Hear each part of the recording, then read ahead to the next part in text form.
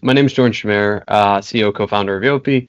We were in charge of the bot mitigation and policy abuse team at Nike. So big part of what we do, live day to day. Ended up seeing all these amazing customer-friendly policies were being cheated, especially returns. Hey, Joel, do you mind switching the slide for me? Hello, Joel. Yeah, with that. Do you mind switching the slide? I can't do that.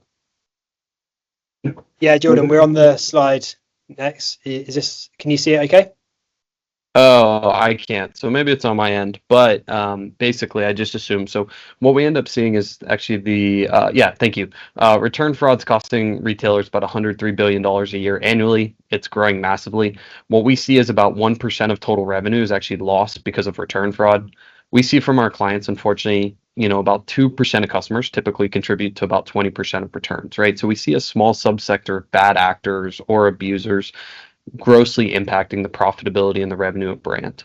And unfortunately, a big reason of how they're doing this, I'm sure everyone on the call has seen these Telegram groups, have seen these Discords, have seen, TikToks or different social media hacks where there are thousands of dedicated communities of people finding loopholes across the board to actually take advantage and profitably resell or get items for free. The unfortunate reality is that legitimate customers are paying the price. So stricter policies, fees, a reduced customer experience are all, by factors of what has come out. So on the next slide, one of the things that we think about is basically we view kind of the future of fraud, not necessarily, of course, credit card fraud and chargebacks will always be present, but we view it as more social engineering at customer support, right? So if you look at the top here, what we end up seeing is like FTID, so fake tracking IDs, items lost in transit. So people are manipulating shipping labels to intentionally get lost in the mail, sending back empty boxes, sending back essentially, counterfeit goods, whatever the case might be, to intentionally get you as the brand to refund to the customer, but you lose the product, right? So they're kind of blaming, hey, it was lost in the mail, or hey, it never arrived. That's not my fault. The second bit is also false claims, right? So I'm sure everyone here has dealt with my item was stolen, it never arrived, came back defective. Like two of the big traits right now, especially if you're food, is one, people are ordering food and claiming that it's kosher or halal and there's pork in the food, even though it was never pork, to basically get free food, or they're using like ordering a small perfume that breaks in the box that stains the clothing, right? So these fraudsters are really, really creative and extremely smart at getting what they want. And they're kind of understanding how do they understand these automations that you set in place, but the customer support teams. So on the next slide, a little bit about like what Yofi is we are what we call ourselves a customer intentionality platform. So how do we add friction to the small subsector, like the 2% of bad actors, and enable really good experiences for all the 98% of good consumers? And we work with some awesome brands across the world. We work with eBay, JD Sports, Quip, Olakai, Tacovas, a variety of brands on adding friction to bad actors, but enabling a better experience for good actors across the board. So on the next slide, how do we do it? So we started off by creating and collecting thousands of different first-party data signals through what we call Yofi telemetry. So we're collecting gyroscopic, accelerometer, how are people consuming online, and mapping it to in-store, and creating these really robust customer clusters and connections, right? Because I think we all know here that it's a game of whack-a-mole where bad actors are constantly creating new accounts across the board, right? So we're creating these real-time risk scores.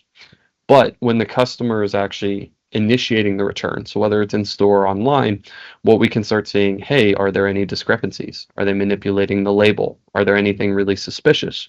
Or if you require an image for a return or warranty, we start analyzing that image to start saying, hey, is there any strange metadata? Are they taking this image from online? Are they taking advantage? And we automatically alert customer support in real time. So on the next slide, one of the things that we'll show you is, and the way that we think about it is, how do we be proactive, right? We view fraud as very reactionary at this point, but from a proactive perspective, hey, when we notice something that's suspicious in the return management system or in a return for a customer, how do we dynamically change the refunding process? And that's one of the big things we do for our clients today is, hey, this is potential FTID, so fake tracking ID fraud. We're going to change the refund from return on delivery or return on scanned, or sorry, refund on scan or refund on delivery to refund upon inspection, right? Hey, Mr. Client, like this seems very suspicious. We're not going to give you, the refund. Or if you're claiming that you've lost, someone's stolen, 5 items in the past month from your packet from your porch. Hey, sorry, we're not going to give you this claim. Like you're going to have to send it back to a whatever FedEx and go pick it up there. So it can very dynamically make these different notions. And just to finish up on the last bit, we've had a lot of success with a lot of our brands, but one of them I want to call out specifically is actually Olakai, Melon, Roark. They're kind of a conglomerate. And what we've been able to help them do is actually identify thousands of, essentially return fraud and return abusers in the past year, right? I can't say the amount, but it was a very hefty amount. And they're loving the platform. And what we've been able to help them do is actually keep and protect a really good customer experience, right? So enabling enhanced refunds like through return on scan, return on delivery, but for fraudsters and bad actors taking part of the process, actually change that to return on inspection. The other cool thing that they're doing is they're actually using our risk scores to actually route customer support tickets. So what I mean by that is like if it's low risk by Yofi, they're talking to AI agents. If it's high risk by Yofi, they're actually talking to humans, right? So how do we take this notion of identity and embed it together? So we do this both for online and in store, and typically what we do for most retailers is what we call a free bad actor assessment. Let's help quantify the issue. I think all retailers on the call here know this is an issue. It's just quantifying how big of an issue it is, and just better understanding ways to actually start mitigating it.